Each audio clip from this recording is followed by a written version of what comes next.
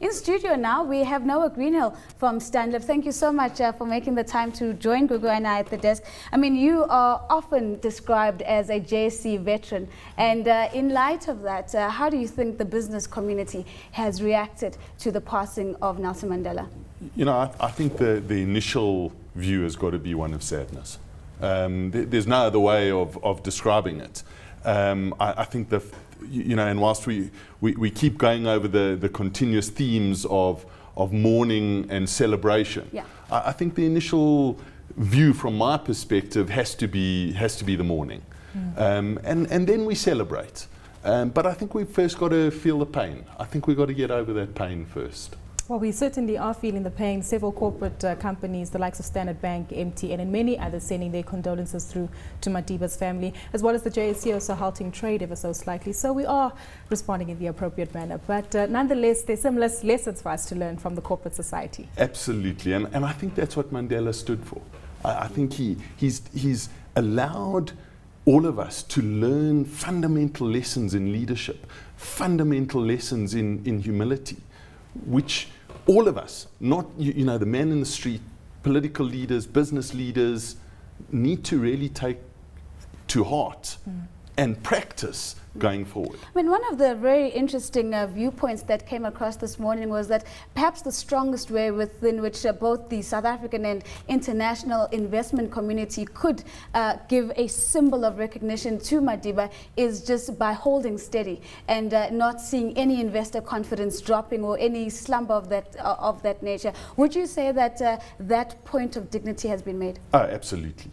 And I think just the mere fact that you haven't seen a sell-off, you haven't seen volatile market activity today, is testament to the fact that his legacy is so strong and so long and so powerful that it's not just about last night or this morning or tomorrow or the next day or the funeral. It's about the 95 years of legacy that he's left with us. So what does this mean for corporate South Africa and South Africa as a country going forward without a Madiba? I think that's the challenge. I'm not sure. I'm not sure. I think there might have been the fact that he was around and he was alive and okay, he was out of it. But the fact that he was there was kind of this anchor. Yeah. And now that's gone.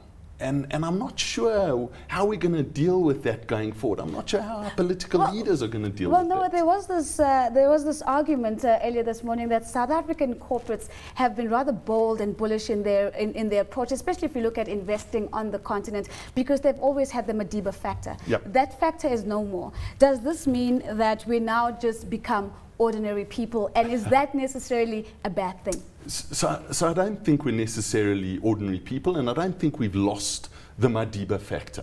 I think we've lost the Madiba factor in that we can't go and visit him in person. But the fact is, his legacy lives with us. And if we can just, you know, and it's the small steps, if we can take one thing, and if each one of us just take one thing, one little thing that Madiba believed in. Can you imagine? So let's personalize this. What's the one thing that you take away from Madiba's legacy? I think it's humility. I think it was that ability to just be humble in this environment where he was taken from his years in prison to being the president of this new South Africa, and not once did you ever feel like he was going, I'm the man. Yeah. So, I mean, you take away a lesson of humility. Have you had the privilege of meeting the man? Unfortunately, I didn't. But many of us, you know, irrespective, would have had the opportunity to either be in his presence or at least watch him from the telly. Your earliest memory of Nelson Mandela? You know, I was doing my national service in 1989 when he was released.